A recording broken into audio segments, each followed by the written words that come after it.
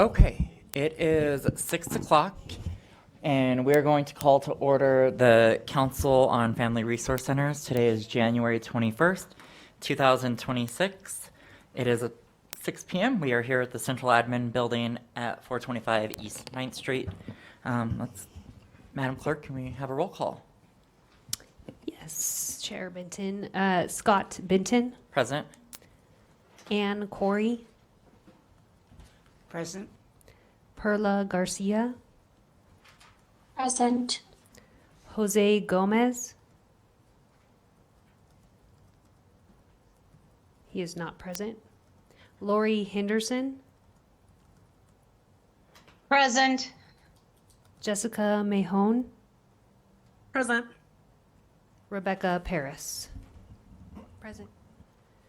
Chair Benton, you have quorum. Thank you. With that, we'll move on to item 2, which is items for presentation, discussion, information, and/or action. With that, I want to make the public informed that we are going to move item 2.06 to right after the introduction, so item 2.02. So with that, I'm looking for an approval of the minutes from September 25th, 2025, from the meeting of the Council on Family Resource Centers. Chair Benton, I don't mean to interrupt, but Jose Gomez, Jose Gomez is present. Thank you. Welcome. Okay, is there any questions on the minutes that were attached to an email? No? Is there any public comment on this item? There is none. Thank you. With that, I'll entertain a motion from the council.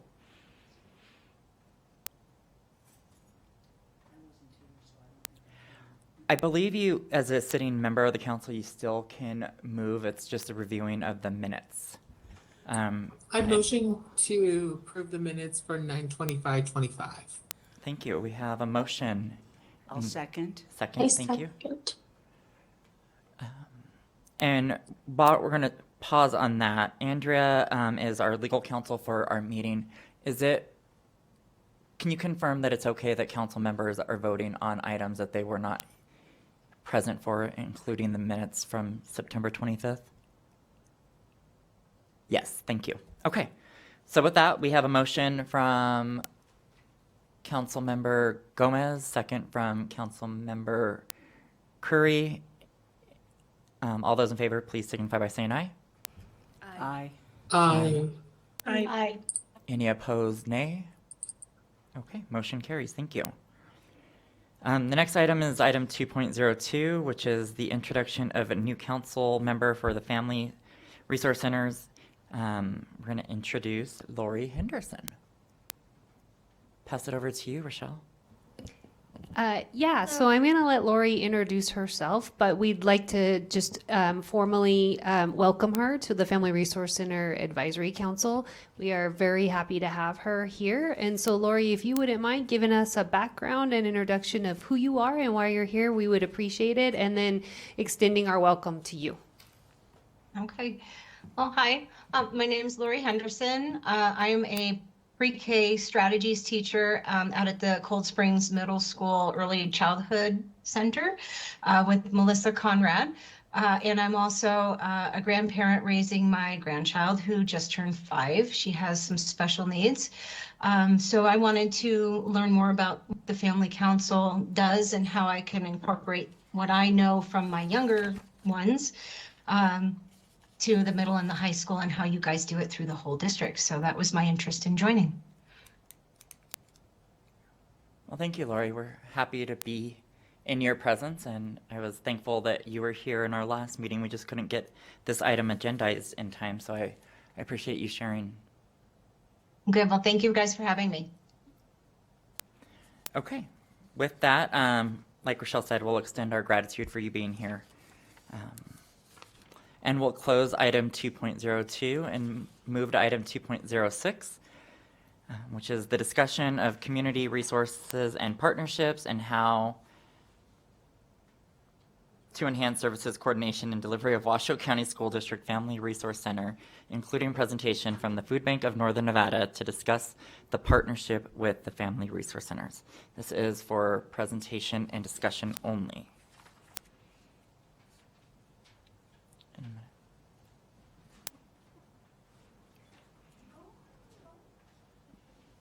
We'll welcome Yesenia to the podium.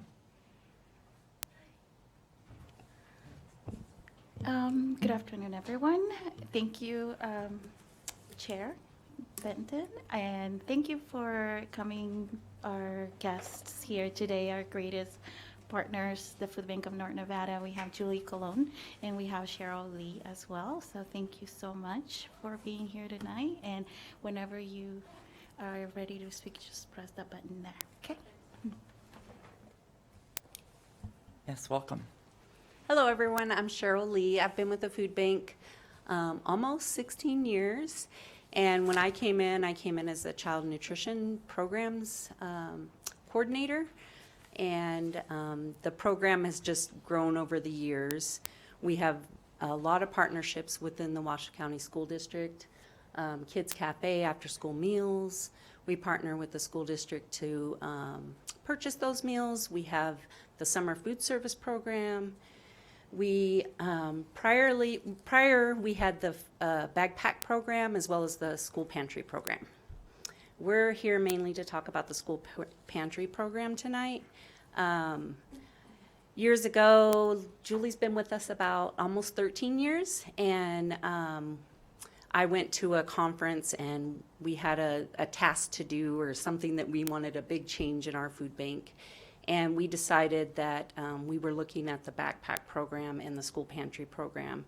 And we found that the backpack program was way more expensive to operate, and it didn't feed the whole entire family. So that's when we decided we would hire on a full-time person to kind of coordinate and run the school pantry program because it grew from like 8 high school food pantries and all the way to today we have 41 high, middle, and elementary school pantries. So anyways, I'll let Julie dig into the details about the program and how we could not do this work without you all. Having the school district and the FRCs and the CIS, communities and schools, those pantries that have someone dedicated like that usually are the most robust. And if the school and the community buy into it, it's really a great program. So I'll let Julie take it away. Hi, thank you. Cheryl said I'm Julie. So the food pantry program, the school pantry program is grant-based. So we fundraise every year to make sure we have enough money for purchase product that the school pantries are able to order from. They're able to get weekly deliveries. They're able to order what they need and what some of the families are looking for. A lot of our school sites do have refrigeration, so they're able to order the perishable items, which helps out the families a lot. Our FRCs do utilize PLDs, which is our parking lot distribution, so they're able to get fruits and vegetables, meat and produce to go into their school pantries as well. That way the families are able to create more meals together in a better source than just having little bits here and there. The pantry program is there to help supplement the food. We don't want to be their only source of food, but we want to help supplement as much as we can in any way that we can. All sites have a set day and time for distribution to their families, and they are able to call and make an appointment if they're not able to be at that scheduled time to come in and utilize the pantry. Majority of all of our pantries are client choice, meaning the families are able to come into the pantry, choose the items that they need, instead of receiving a box with a bunch of stuff they may not use. It has a bigger turnover that way. When you do receive items you're not using, you won't be more likely to come back. So the choice pantry, it's like a little shopping center. They can come in, get what they need, help that way with their families, and they're able to talk back with the coordinators on items that they're looking for to see if it's something that we are able to do or look forward to in the future. We have 3 schools that are run by the FRCs. We have O'Brien, Desert Skies Middle School, and Hug High School. O'Brien started in December of 2022, the 2022-2023, school year. I do have numbers to date of how many families and everyone that they have helped, and their total number of participants is 16,316 people. So there have been 4,000, almost 4,100 families in that short amount of time that they have helped, which is amazing. And they have pretty much done 124,181 meals for those families. And that is just today as of November of 2025. Can you give me that number again, that big one? The total meals or the Yes. number? Oh, the total meals, Please. 124,181 meals. We also have some extra copies of this that we can leave with you all, Please. so you'll have all this data. Thank you. Thank you. Yes, thank you. Our school pantry program is mostly in Washoe County, but we do have some rural sites, which is really great because the rurals really need the help. We go down from Fallon all the way up to Battle Mountain, Winnemucca, and Pershing County and Hawthorne as well, which is really great. We have a couple, Battle Mountain is run by CIS, which is really awesome. The other FRCs that we have is Desert Skies. They opened in September of 2019-2020 school year. They were only open that year until March of 2020 before they closed until the 2021 school year. Their number is below. They've served 8,396 participants, which is 2,254 families, and their total meals are 87,850. Hug High School opened way back in April of 2008 when it was on the old campus off of Sutro. This one's a little bit harder. It was run first by the principal's secretary. It was utilized quite a bit, and then it got a little bigger. So then when CIS came into that school, CIS took it over up until the time that it was closed and when they opened up the new building. It is now run through the FRC. It did close for a little over a year because there wasn't anyone there to have the coordinators to help run it. But I did get numbers for theirs from 2020, from this 2020 school year through November of 2025. So their total number of participants was 1,091. Their total number of families were 295. Their total meals were 13,236 families, or meals, excuse me. It was a little lower because of that year and a half almost that they were closed. We're hoping to see it pick up, but with the new location now, it is harder for families to get down there and utilize a pantry. It moved from having its own room with refrigeration to just a couple little bookcases in the corner of a room. So, and no refrigeration. So it did kind of squander down a little bit, but we're hoping to figure out ways to boost the participation back up again. But like Cheryl said, without the help of the FRCs and having dedicated coordinators, it's really tough to get the pantries rolling and getting the word out there to the families. Yes. And I just wanted to throw in there that you'll see that HUG's numbers were quite a bit lower. They have been around, so I'm sure they have gobs of more information that's buried away somewhere. Mm-hmm. But I did want to say that now there's a lot of resources right there around that HUG area. So it's not as critical that the school pantry does a huge, robust pantry. You know, they're available there for those that need it.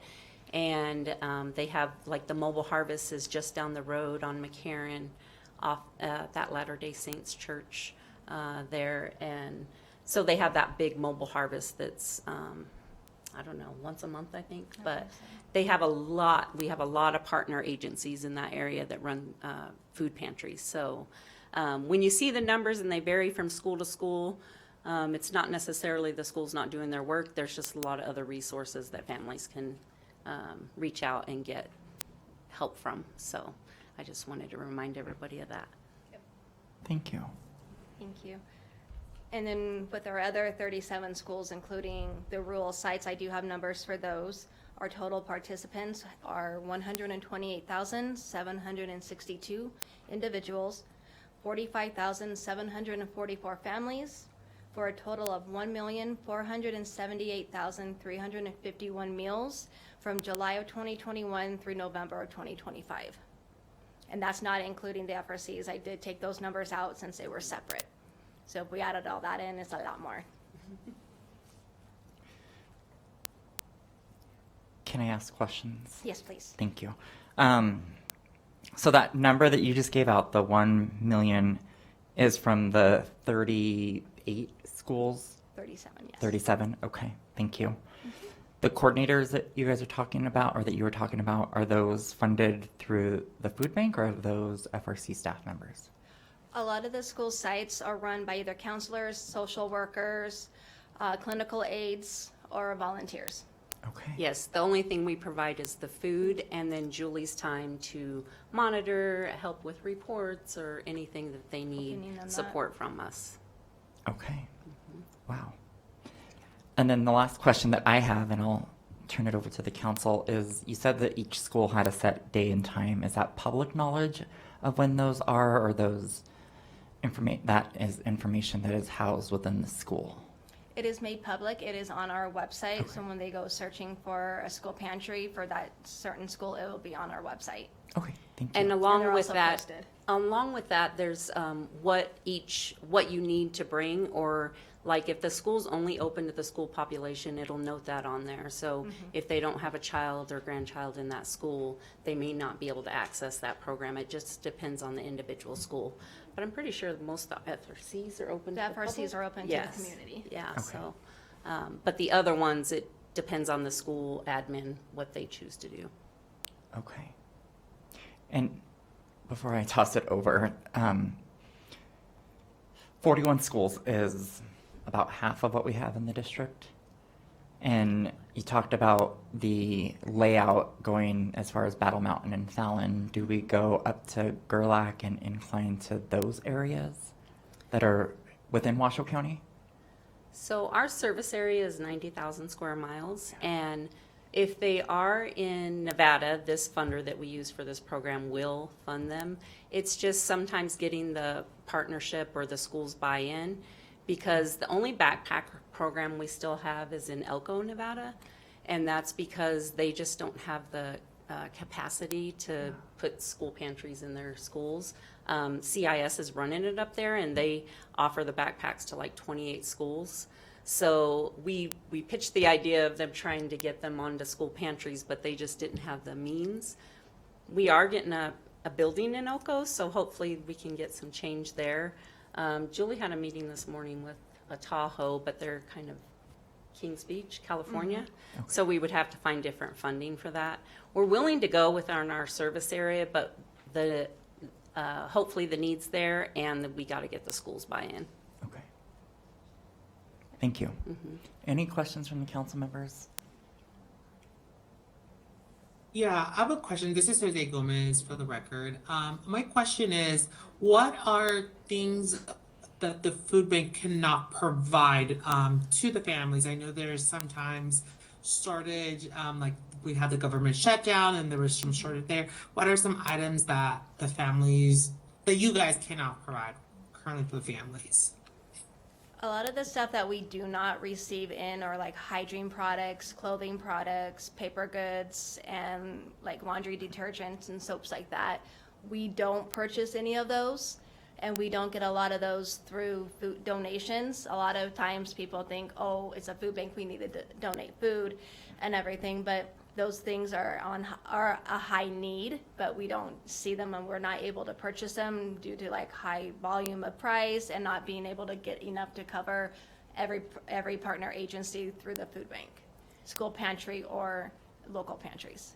And as far as what we have in our inventory, the school pantries order just like our partner agencies, so they're ordering in real time. Anything that we have available, they're open, welcome to order. So it's just if we have it in our inventory. I mean, obviously, we always ask for like proteins and, you know, meal type foods and stuff because that's the need. Sometimes we get a lot of snack items and stuff, but it's still everything's available to them to order. I hope that Thank you. answers. Yeah. Okay, back to you, Julie. That's pretty much what I had. And if there's anything you wanted to add? No, I think if you guys have any questions, feel free to reach out to us. I mean, our information's on the food bank website. If you have any additional questions or know somebody that might need a pantry or wants to house a pantry at their school, we're more than happy to come talk to them. So, yeah. Absolutely. So I guess my question, going back to what's on the agenda, is 3 of our 5 centers have pantries. Is it a logistics thing that it's not at the other 2? Where are the other two? What other- Sparks High School and then Wooster currently. We had one at Sparks High School for many years, and I've been trying to get it back the last couple of years. There was just no one there to run it. Okay. Heard the principals when we would go out, and they did have a pest infestation, so that is one of the reasons why the pantry had to close in the first place. And then it did reopen, and then it closed again. Okay. And we did have one at Wooster before, so we're open to conversations. If those communities can use it and you have somebody that's willing to run it and they have a space for it, then we'll try to get it in there. Okay. Duly noted. Yeah, Thank great. you. Yeah, because we've been at both locations before. It's just Yeah, and sometimes when they lose people, it just doesn't work. And I think Some of just it to is be- space. A lot of it is At space. Wooster is definitely space. Yeah. But we'll Yeah. be moving to the new Vaughn Middle School when that opens, and so we would really love to talk to you, Brenda. And we About what have a that could pantry look at like. Vaughn as well. Yeah, so maybe we would. And it's pretty collaborate together, robust. yeah. But, I mean, she has a small space, but She you services could, a yeah. lot. Yeah, and So I they think could work together. just like the FRCs being such a central hub for resources, that It's definite. that it might benefit from, Eric, tilt your head that way. Oh, me or, I'm like, who's behind me? Who's behind me? Not me hiding. It might benefit, like, just so that we are consistent across all family resource centers, right? If we give out the notion that you can stop at the family resource centers and it's a one-stop shop, but we have to walk you down the street to the pantry, it might be hard. Yeah. It might turn people away, and it sounds like you have some pretty good numbers to support Yeah, the model that you guys are operating under. absolutely. So, Can I say something? yes, please. Rebecca, for the record, before Brenda. I've been very lucky to work with Julie at a few schools, Yeah. at a school pantry. I think it's a great partnership, and a lot of families really appreciate it. So I think you guys are doing great stuff, and it is a lot of work. It is a lot, because on top of other things that we're doing, but I think it's so well worth it. Just the families are always so appreciative, and so good job. I appreciate Thank it. you. I was excited when I seen you go to STED. I was like, oh, she was mine at Pine. I still have you on my phone as Rebecca Pine. So I was like, I haven't changed that yet. Hello, Welcome. Chair Benton. So Brenda Costello for the record. So Sparks and Wooster actually do have food available. Families can and do often come and get food from us. We don't have the room really at Wooster for a pantry in that Family Resource Center, but we do send families down to Vaughn, and I've already talked with Vaughn about who will be taking that over, so because they could use some supports as well. One of the things that you asked Julie and Cheryl, sorry, I was going to say Carol. So about as far as what the food bank doesn't have, one of the big needs we have, huge needs, is motel-ready food. And so we order from the food bank because I also supervise Hugs, so we do order from there. But like, you know, the quintessential blue box of macaroni and cheese when you're in a motel it's pretty sad. It does no good. Or, you know, a can of soup that doesn't have a the pop top lid. So food, you know, motel ready food is always, and we do use our funds to purchase that. So, but I did want to clarify that both Sparks and Wooster do have food pantries. Thank you. Right. Anne, please. I just want to reiterate the tremendous respect we all have for the food bank. You guys do a fabulous job. I've always thought it was one of the best run agencies in Washoe County. Thank you. Yeah. Yeah, thank you. Appreciate that. I think I'll take a point of privilege in thanking you from the council. It's important that we hear from our partners, and that's why you're here tonight. You're one of the respected partners in not only the community, but in our centers. The directors sitting behind you have had nothing but great things to say. And so, on behalf of the council, thank you for the work that you do, filling even the smallest gap in food insecurity. I appreciate you guys taking the time to do that and aligning with the council or with the center's missions that they provide wraparound services to our families. Yeah. Thank you for your guys' support. Yes, we love it. Thank you Yeah. for all the work you guys do Yeah. as well. We do really see the work that goes on and how the kids are helped in the community. It's great. Yeah, absolutely. Chair Benton, Rochelle Murillo for the record. I wanted to thank you all too for everything that you do, and we will be recognizing the work that you do in the Washoe County School District this Tuesday at the Board of Trustees meeting, and we'll be highlighting our partnership across the district, not just family resource centers, but everything that you all do for us. So we thank you a million times. Thank you. Thank you. Yeah. Thank you. Yes, Appreciate thank it. you. All right, thank you. Okay. Thank you. With that, I'll close item 2.06 and go back to item 2.03.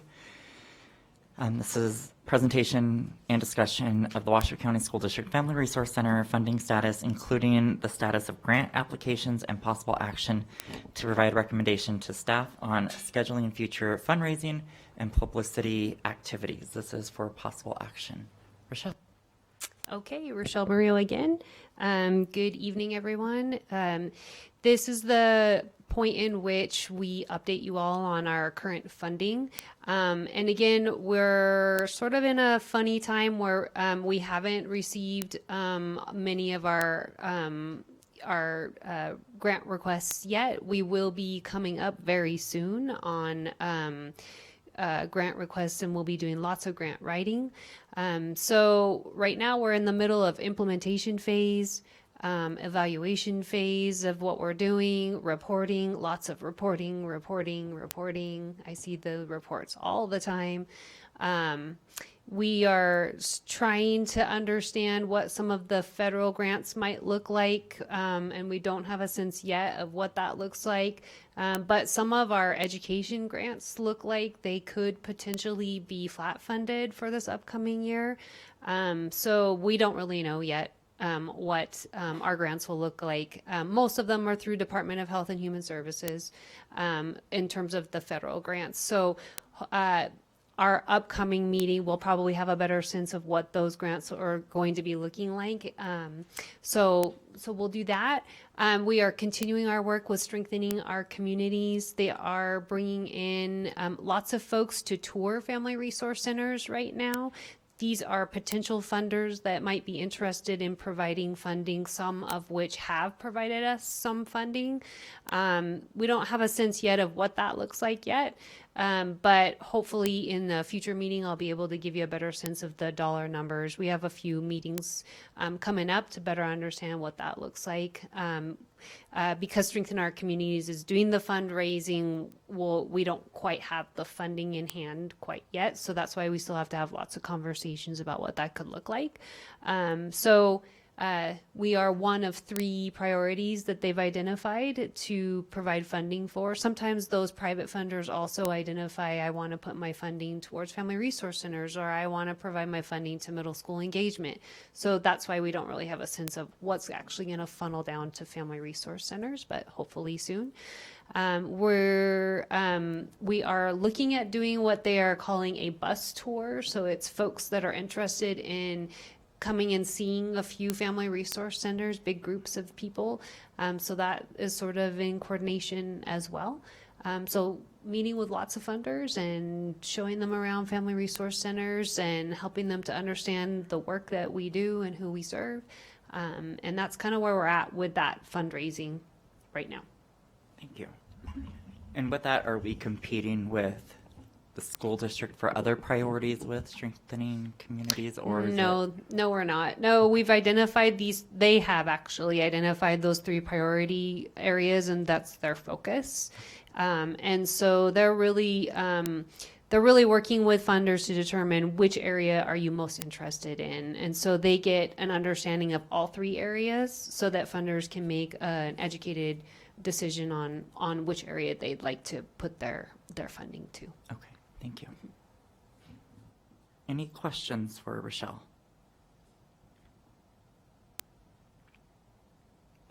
Okay, this is slated for possible action. So we will need to take a motion, but before we do that, is there any public comment on this item? There is none. Okay. And the motion can be as simple as we're not going to provide any direction to the staff today. And I'm happy to make that motion if I can read what I have written. I move to approve, or I move to not provide any recommendations to staff on scheduling future fundraising and publicity activities at this time. Looking for a second. This is Ann, second. Thank you. We have a motion and we have a second. Is there any discussion on the motion? Hearing none, all those in favor, please signify by saying aye. Aye. Aye. Aye. Aye. Any opposed, nay? Motion carries unanimously. Thank you. With that, we'll move to item 2.04, which is presentation and discussion of the Washoe County School District Family Resource Center data and outreach events, including future community outreach events and volunteer opportunities. This item is for presentation and discussion only. Welcome back.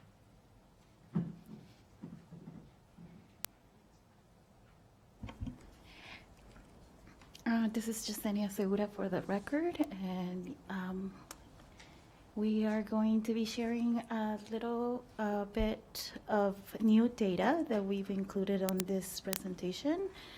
As you all can see, we have our usual data as well with the call rail phone systems that we use throughout our 5 FRCs. Includes dates from our last data sharing. These include September 1st, 2025 through December 31st, 2025. Includes the call log data by location and also by the main number that we all share, which Can is I called. pause you right there? Yes. Rochelle, are you trying to pull it up?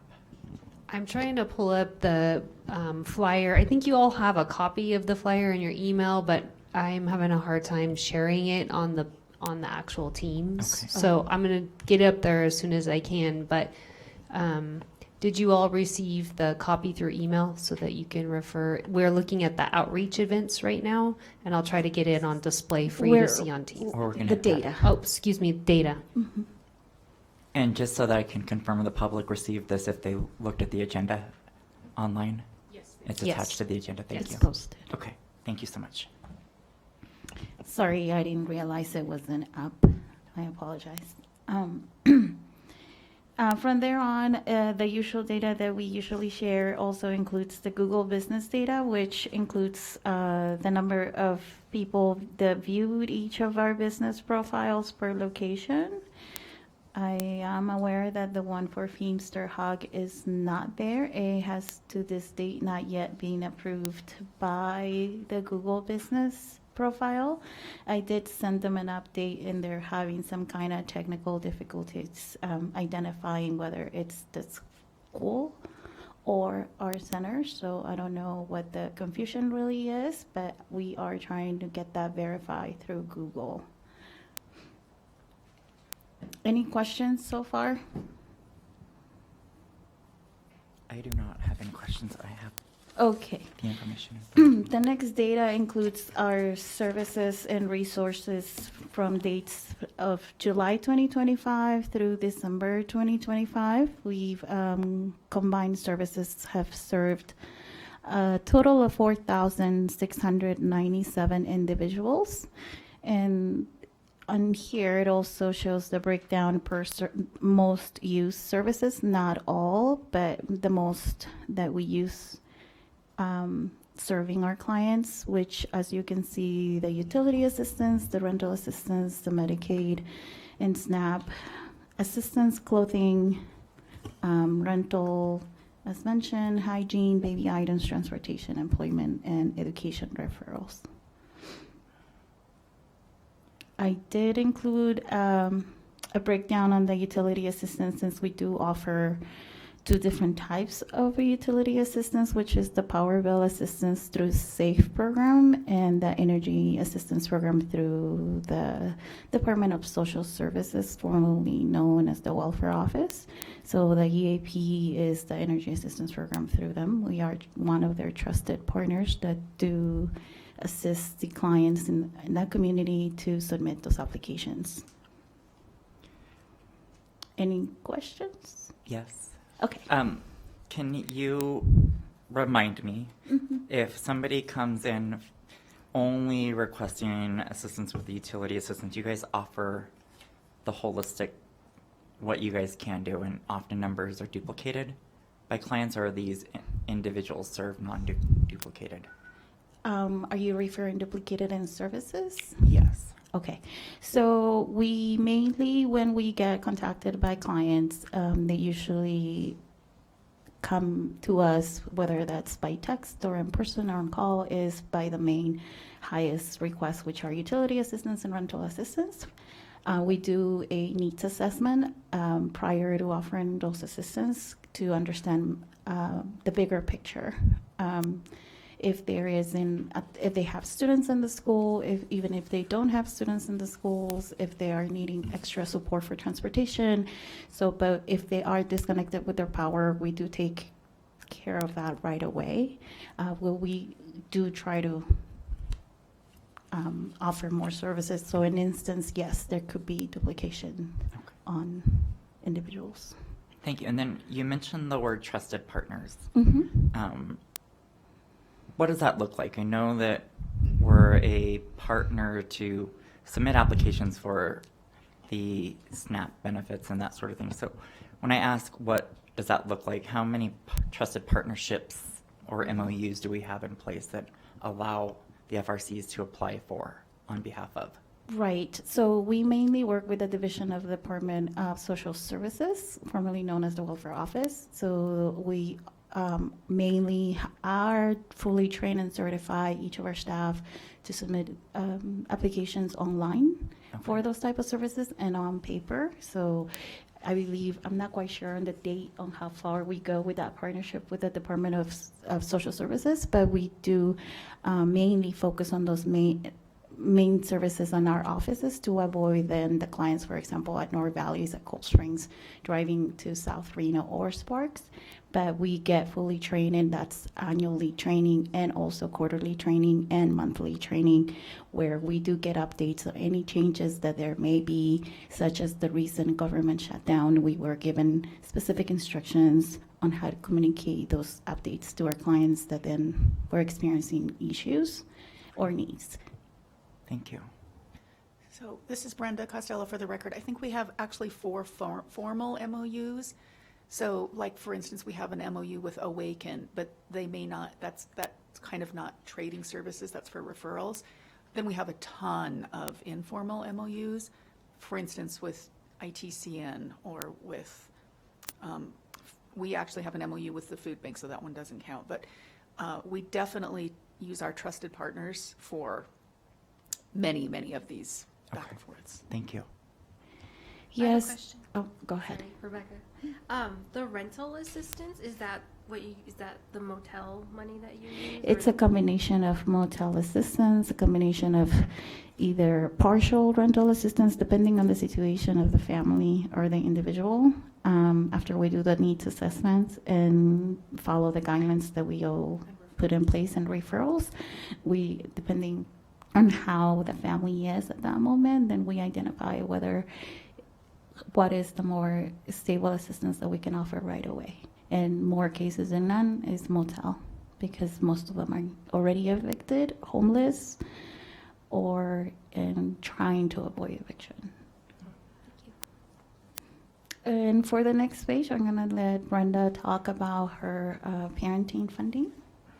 So the reason this is included now is because I just submitted the quarterly report and I said, hey, this might be interesting to bring to the advisory board. So it's, some of it is duplicated, as we just talked about, but this is the community block grant for child abuse prevention. And basically it's funding that we get to provide parenting, but we also use it to provide direct financial assistance, because we know that families who are struggling with poverty in dire straits financially, it increases the risk of child abuse. So individuals served with direct services, parenting, case management hours, the families that are homeless or at imminent risk who have been assisted, so they may not, that may not be under the other slide of 449, because these are the ones that have already gotten the eviction or they are evicted. Home visits, parenting classes completed, and then referrals to other resources. So again, this is anything new. We've been doing this for years and years. That I just decided to throw it in here because I love Scott's questions. Oh. Oh.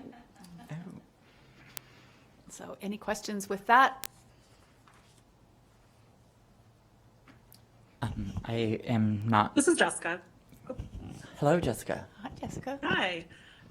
I was kind of curious if you guys have noticed any like shifts in trends over the past semester in regard like services requested or services delivered, or has it been pretty typical to previous years? I would say there's a huge surge in homelessness, at risk of homelessness, already evicted. Sure. So definite surge in that, and with less resources and less places to send them. So when families hear that there is a waiting list at the family shelter, there's just like a look of shock. I mean, when you, it's like, when you compare to a restaurant, I'm going to put my name on the waiting list. You don't think about having to put your name on a waiting list at a family shelter. And so we've had to get super creative on what we're doing. One of the things we're doing is we're referring to the warming shelters, so which are faith-based organizations where families can check in at 9 o'clock at night and have to leave at 6 a.m. Families are often not very happy with that. We are beyond grateful to have some place to refer families. There is also a new initiative at our place where they have opened up 6 parking spots, not parking lots, 6 Great. parking spots that you can go sleep in your car in. So we are less eager to give that one out just because it just sounds so dire, especially in January. But yeah, to answer your question, huge, huge surge in families calling for dire homelessness situations. Right.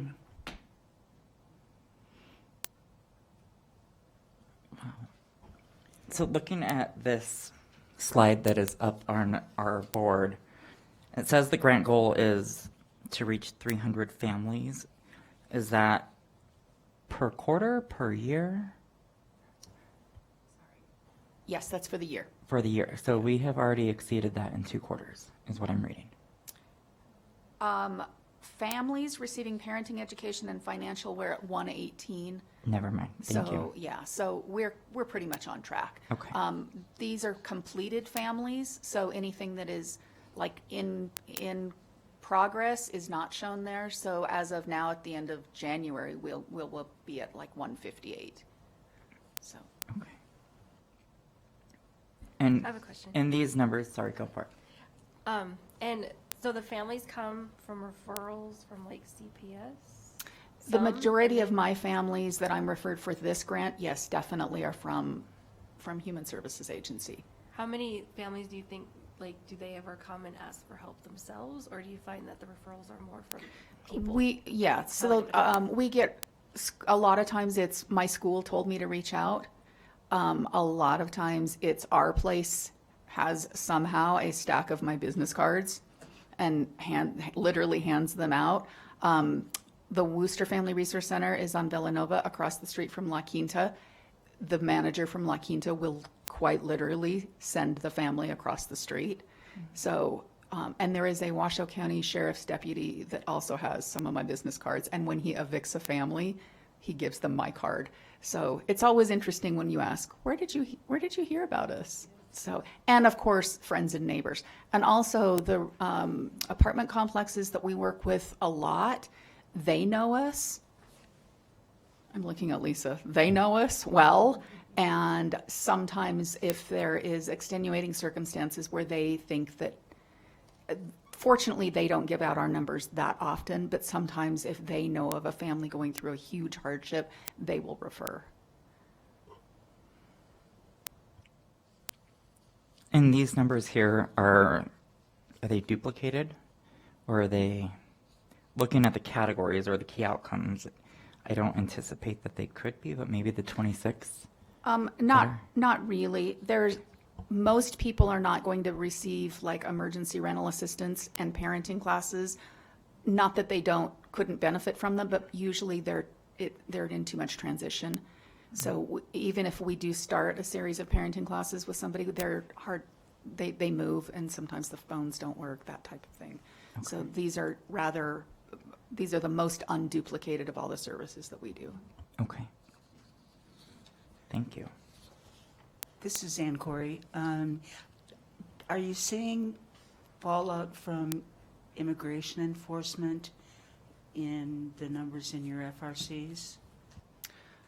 We're seeing fallout from a diminishing sources of resources, like places to refer, definitely. But nothing that can be attributed? I think we tread carefully with that. Okay. Thank you. Okay, Jesse, back to you. Thank you. Continuing to the next slide, we are now the new data included is also social media platforms from July 2025 through December 2025 for our centers, which includes the views and the breakdowns of the views. And as it goes on the second page for this one in particular is for Facebook. It gives you pretty much a breakdown of also the engagement with the social media and the information we do post, which is in relation to the work we do. We do share stuff with agencies that we partner with and with the services that we do offer. And there's one more slide that includes a more generic audience overview and gives you a breakdown of the age of the and gender of the followers, the country, the cities. You can see one of the highest cities that do follow are, of course, Reno and Sparks. And it goes on from there. I've also included the social media that we do have for Instagram. It talks about also the insights and the views, interactions with the page that is similar to what we share on Facebook. They're both synced. The profile, the followers, and just let me know if you have questions. I do have questions. So this is new data for us, looking at it, and I appreciate you bringing it forward. It's a lot of great information. How do we compare? Is this something that we're newly trending or tracking, and we haven't really compared it to anything in the past? Internally, we're tracking between Brenda and I, because when I came aboard to the FRCs on 2021, she had the Facebook and was in charge of the social media then. But as you know and heard so far, we wear many, many hats. And so internally, we were just tracking to see at that time, if I recall correctly, it was between 600 to 700 followers for Facebook. We did not have Instagram at that time yet. Formally, this will be the more formal data tracking we're doing with you guys. Okay. Just Thank so transparency and you can see that it's been running. I want to say the Instagram page started on late 2021. Okay. Thank you. Any questions on this? No? Okay. Well, thank you. Thank you. You're off the hook for this part. We'll be back.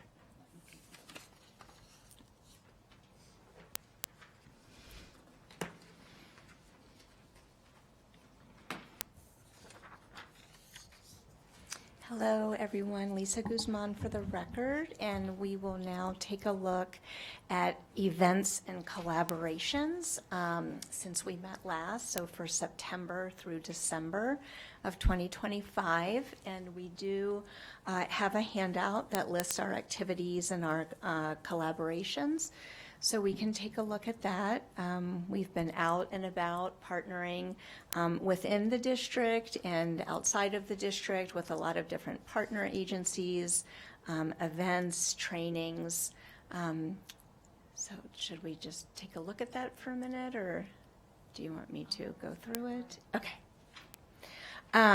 So we are continuing another way that we partner with the food bank is our SNAP outreach. So they visit all of our sites to help people apply for SNAP on site, saving them a trip to the welfare office, which is very helpful. We continue to serve as intake sites for the NV Energy SAFE program, as well as for State of Nevada Energy Assistance Program that has been mentioned previously. We sit in the meetings for the SARB and the ESARB for students that are struggling with attendance. Food distributions, I see the list is up, so if we want to just take a minute and look at that, the various meetings that we have attended.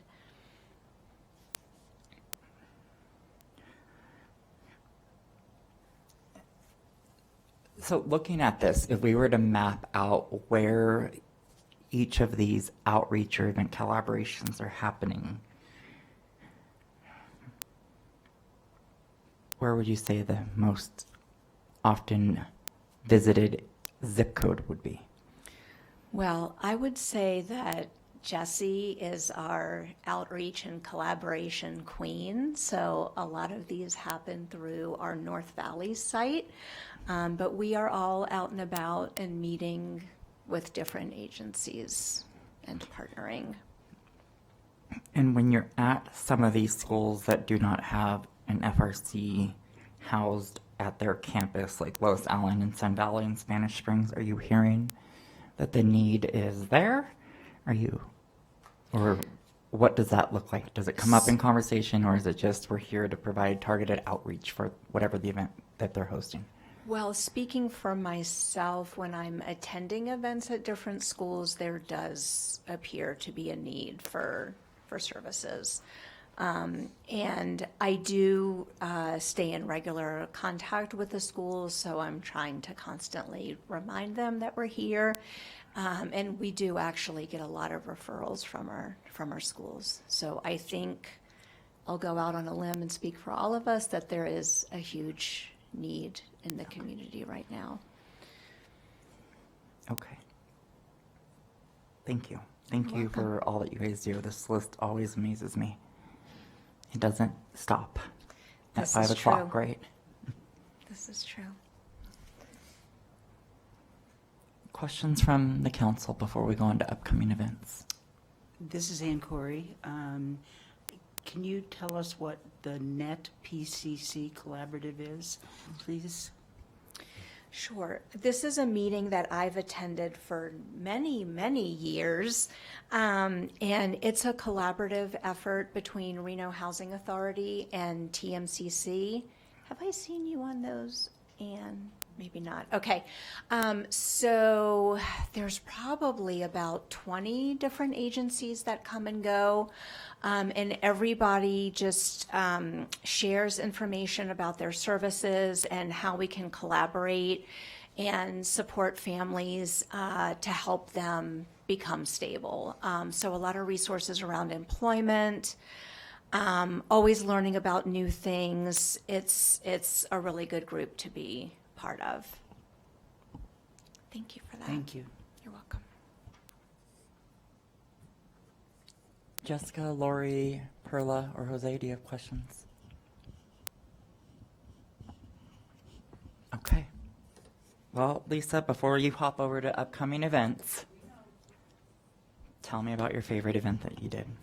Well, since this list covers September through December, that includes our holiday assistance.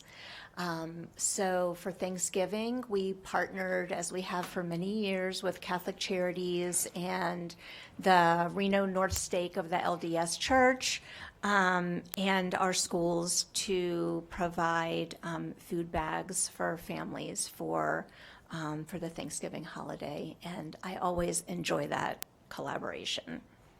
And we served about 300 families between Sparks and our Northeast and Northwest schools this year. Awesome. Jesse.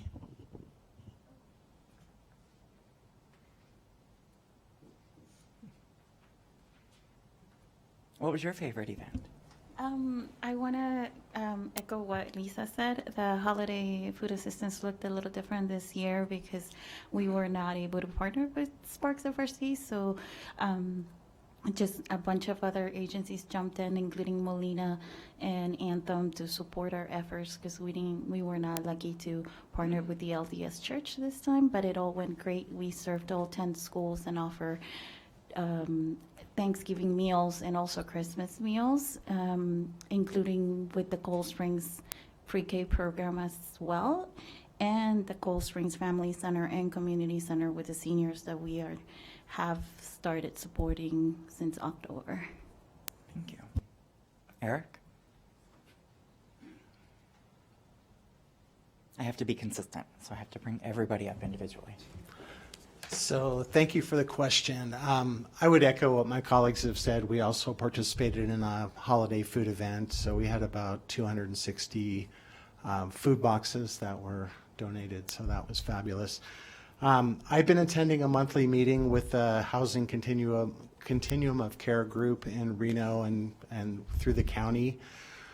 It's not necessarily exciting, but it's very important to be connected to kind of looking at what our regional resources are looking like. And now that's a specific grant, federal funding for housing programs. And clearly there's a lot of concern that we've talked about here tonight about housing supports. So I just find it very important to stay connected with that group and be at the table with discussions about housing concerns. Thank you. Brenda? So I also echo my coworkers with the Holiday Food Assistance. Central Reno also partners with the LDS Church. And so we had, I think, 256 boxes. So all told, that's like a lot between all the, and that partnership has been going on since I started, and that was in 2006. So another event that's not on here, it wasn't technically outreach, so I didn't add it. I'm part of the Child Abuse Prevention Task Force for the state, and we had our renewal of our charter. So I got to go to Las Vegas for the day and meet with other child abuse prevention network people from the federal agencies. So that was really interesting. And the state of Nevada was re-awarded our charter. So that was good news. So, but not technically outreach in that we didn't really, talk to families. But Thank you. Rochelle? Okay, I guess I'll be the rebel and say something different. We did an intervention department outreach fair. You may recall that family resource centers are under the umbrella of the intervention department in the school district. So that includes staff such as attendance officers, re-engagement specialists, homeless liaisons, foster liaisons, many other people that I'm not thinking of, student voice facilitators. We all have a collective goal of supporting families, one-stop shop. How can we help and work as a team? And so frequently we work with families that may be the student's chronically absent, and when the attendance officer or re-engagement specialist meets with them, they find out that they're homeless. So now we've got to work with our Children in Transition program to help support them, and they might need food. So now we're going to work with family resource centers, and we collaboratively work to support families. So we brought in multiple different agencies that presented to our staff. We are up to about 50 staff in the department now. And we did a soup potluck, so that was fun. But we got to hear from many different resources, ask questions, learn information. So it was just a good lunch, good time for us to collaborate with outside agencies, hear what they do, and be able to utilize those resources across the families that we support. Thank you. Okay. Lisa, back to you for our upcoming events.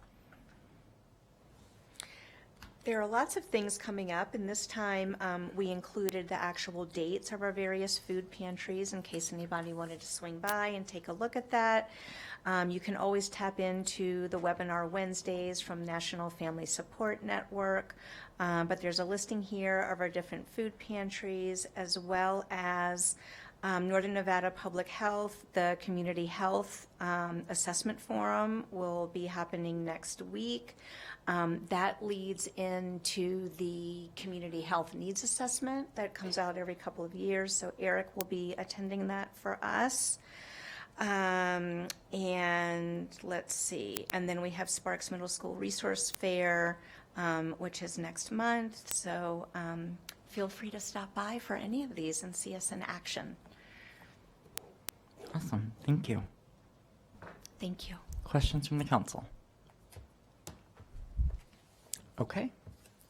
Hearing none, we will move from item 2.05, and 2.07 is the review of upcoming Council of Family Resource Centers meeting dates for fiscal year 2026. We have 2 meetings remaining, April 15th, 2026 and June 17th, 2026.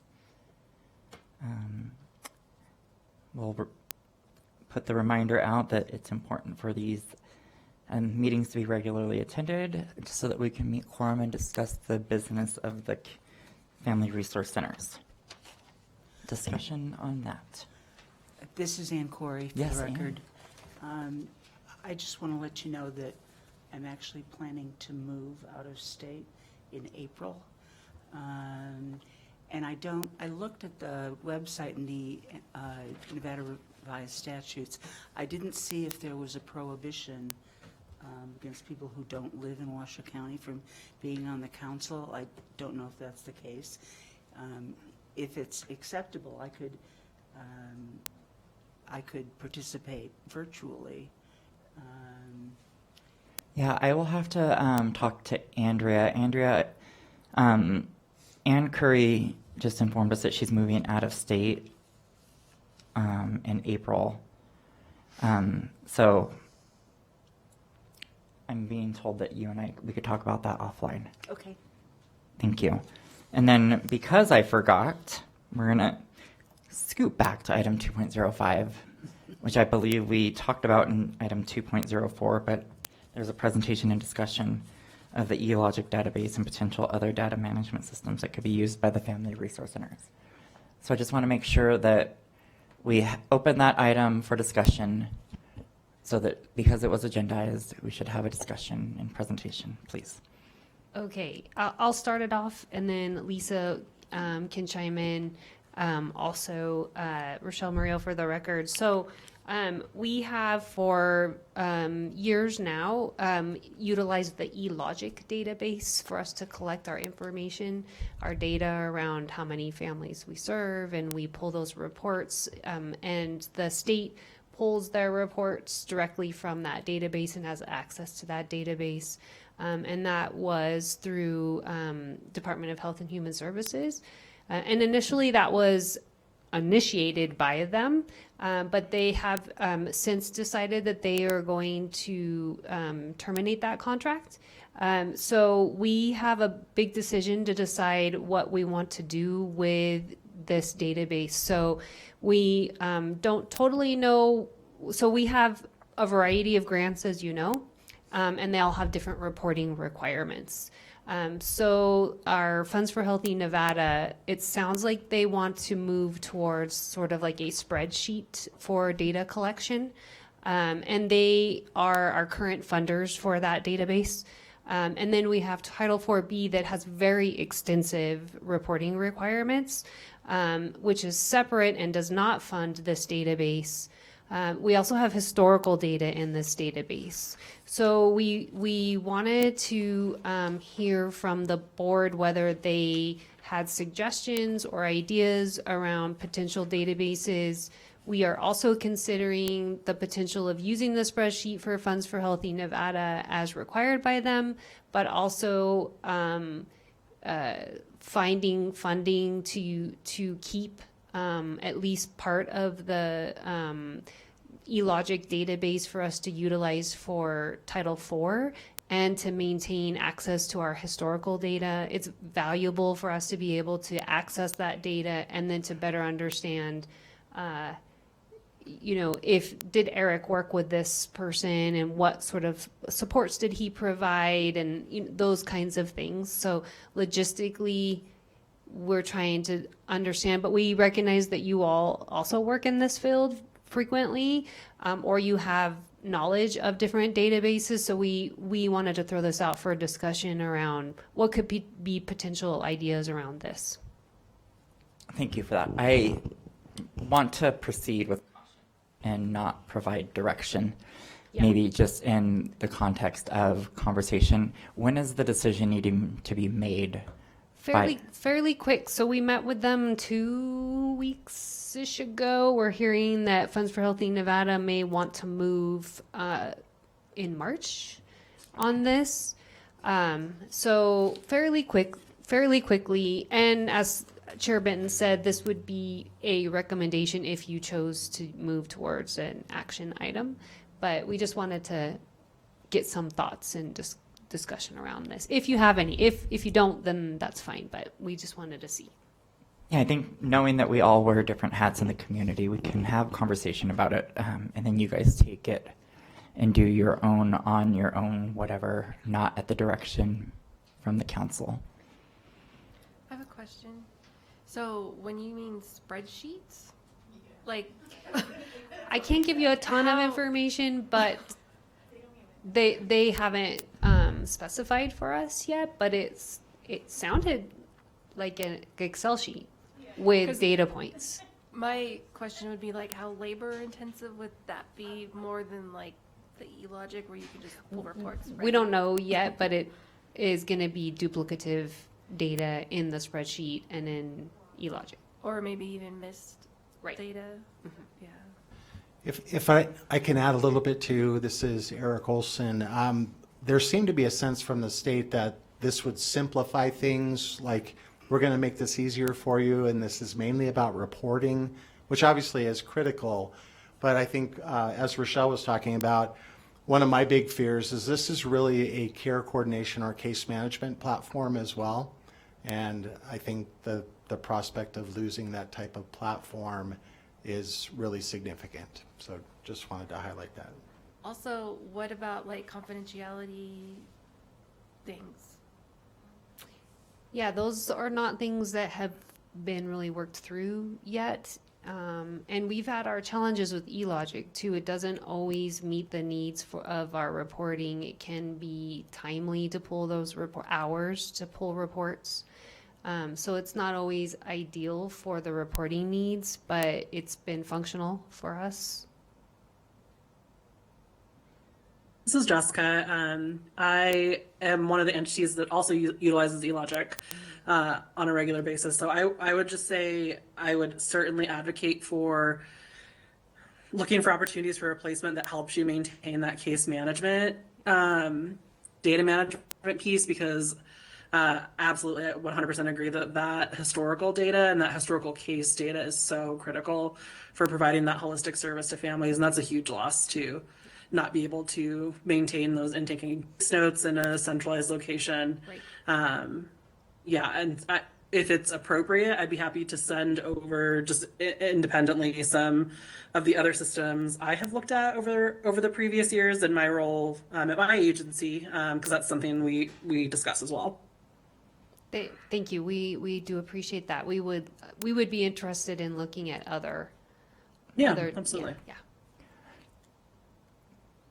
For context of the discussion, can you walk us through a brief history of how we got to eLogic and what other programs have been used? I will lean on Lisa to give you historical data because I don't know if I'm going to remember the names of them. But how it occurred was the state said, we're really interested in this database. We'd like for you to actually, I think they asked us to pilot it for a while. And then they launched it across the state and have utilized it across other family resource centers as well. And it's been easy for them to pull the information they need for the grants as well. I'm not totally sure about what's happening and what was behind the decision, other than we were told that they would like to not dedicate funding to the licenses. We currently have 18 licenses, which I think are about $675 a license. They'd like to not have to pay for those licenses and then reallocate that funding to family resource centers rather than paying for eLogic. Okay.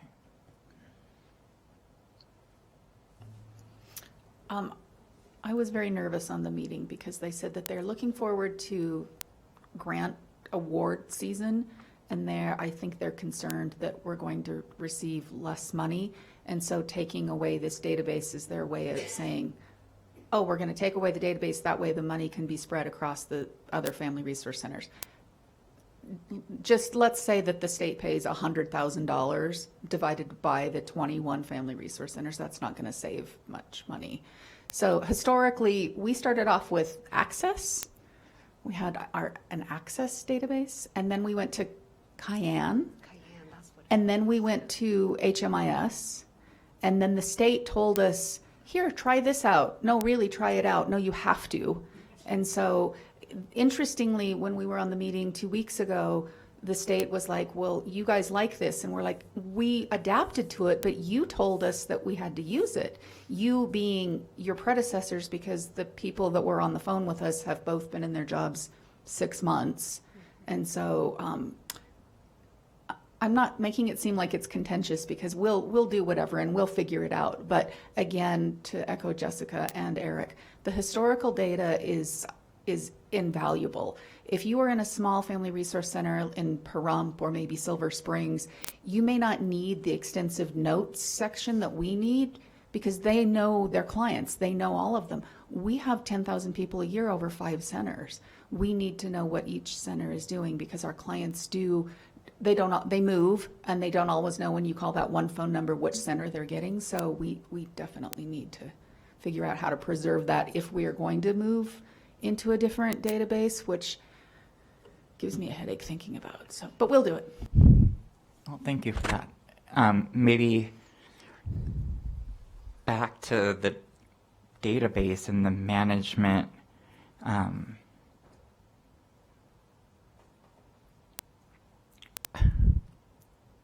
Are we duplicating services already by putting the data somewhere else? That could be Duplicating the documentation. Okay, here we go. I wouldn't say pretty much duplicating, but like we had the Food Bank of North Nevada, they do have their own database called Oasis that we do enter information into for reporting purposes, which that's where they got their numbers from. But we, as our MOU with them, we are being asked to do that. So maybe you can call it duplicated or not, but that they just focus on the food part.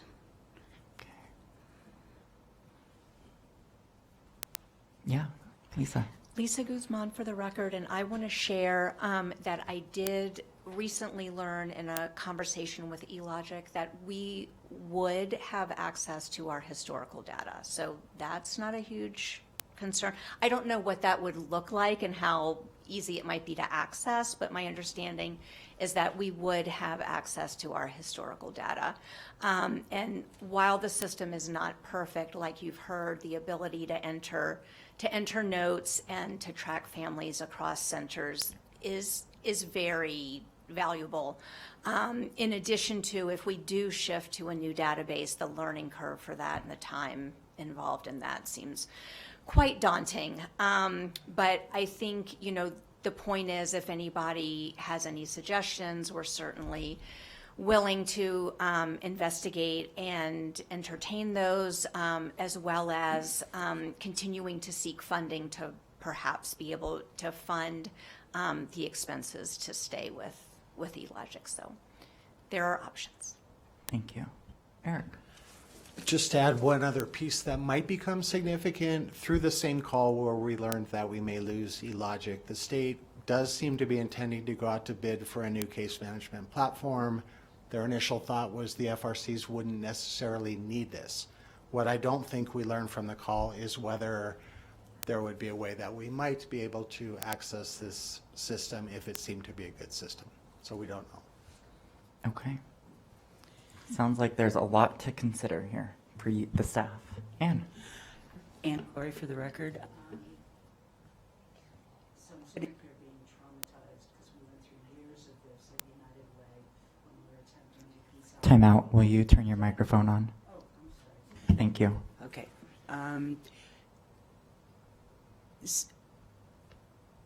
United Way went through this for several years where we were attempting to create one database that would do everything. And I just have to ask if HMIS would still meet your needs, because that's a robust system that has all of the controls in place. It's definitely got the case management component. It's not the perfect database by any means, but you have used it before. But anytime you advocate for one database, you'll have 1,000 other database proponents jumping on you. And I think from my understanding is the financial component of the licensing is at play. And so no matter if you guys decide to go to another database, somebody has to encumber that cost. Right. And right now it's not built into the budget.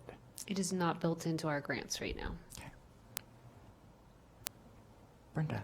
Joining us online, we have two squares with dots in them. Those are our two brand new MSW interns.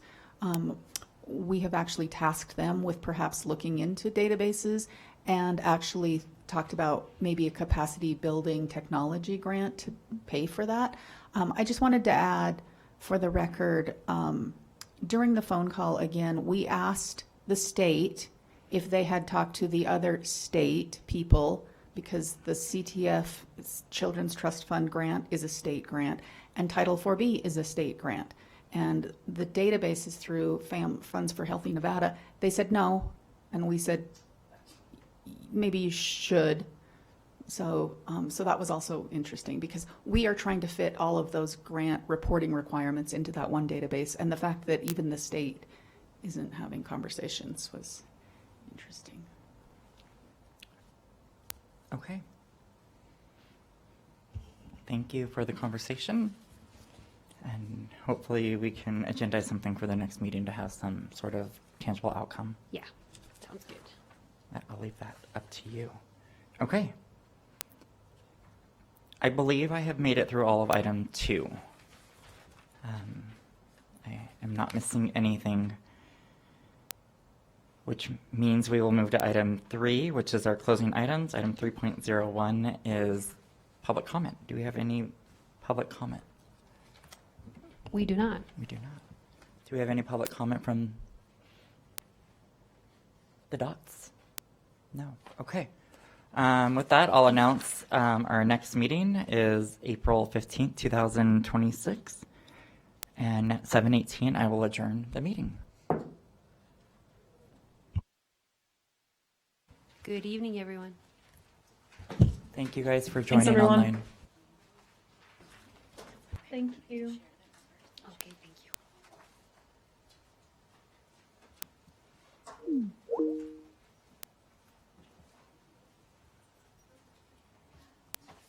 Tomorrow is Eric's birthday and Grace's birthday. Shall we turn your